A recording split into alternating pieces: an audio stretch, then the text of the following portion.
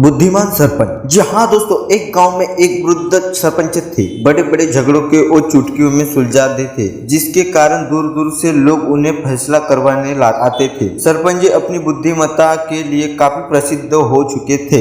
एक बार के गांव कुछ लोग किसी के झगड़े के विषय में उन्हें सलाह देने आए। ये लोग न तो सरपंच जी को जानते थे न उनको मकान को जानते थे। गांव के पास पहुंचकर उन्होंने पास के खेत में काम करते हुए 4 युवाओं को सरपंच जी का पता पूछा। उनमें से एक युवक बोला, सरपंच जी का घर तो यह गांव में है, लेकिन वहां अब कुछ बोलते और समझाते नहीं। उनके पास जाने की कोई फायदा नहीं। उन लोगों को बड़ा आश्चर्य हुआ। उन लोगों ने बड़ा आश्चर्य हुआ। उन्हें तो बैठा गया था कि सरपंच जी को पूरी तरह स्वस्थ और शकूल है। उन्होंने विचार किया कि अब यहाँ तक आ गए हैं तो मिलकर ही जाएंगे। वे आगे बढ़ गए। गांव में प्रवेश करने पर एक कुछ पर 4 औरतें पानी भर रही थी। उन्होंने औरतों से सरपंच जी का पता पूछा तो उनमें से एक बोली, घर तो सामने ही है पर उनको कुछ दिखता नहीं है। वे लोग असमझ में पड़ गए तो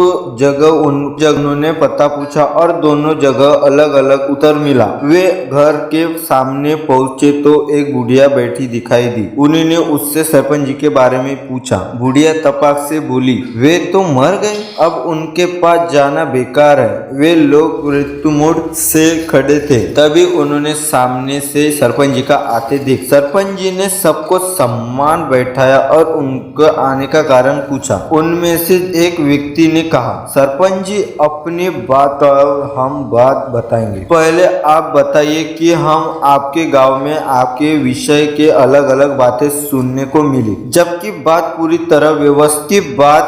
आप पूरी तरह स्वस्थ और सकूल है। इसका कारण बताइए। सरपंच जी मुस्कुराते हुए बोले, देखो भाई, मेरा परिवार बाद है। इसमें सबको संतुष्ट कर पाना संभव नहीं है। सबकी अलग अलग मांगे हैं, सबका स्वभाव अलग अलग है। वे मेरा पराश्रम और अनुष्मान भी नहीं मानते। ऐसे में उनका रुष्ट होना स्वाभाविक है। खेत में 4 और लड़के मेरे बेटे वे काम से चुराते हैं, लड़ाई झगड़े करते हैं। कुएं पर मिली औरतें मेरी बहू है, जो कि गहने कपड़ों के लिए कलह करती रहती है। दरवाजे पर बुढ़िया मिली, मेरी पत्नी है, जो कि तीर्थ यात्रा पर जाने की रट लगाई है। मैं इन सभी बातों को पर ध्यान नहीं देता कि बातों को अनसुना कर रहता हूँ। इस तरह से मैं कलह को टालता रहता हूँ। भले ही वे मुझे अंतुष्ट रहते हो, किंतु मेरे घर में शांति बनाए रहती है। सरपंच जी की बात सुनकर यह लोगों की आँख खुल गई। उन्होंने ज्ञान हुआ समस्या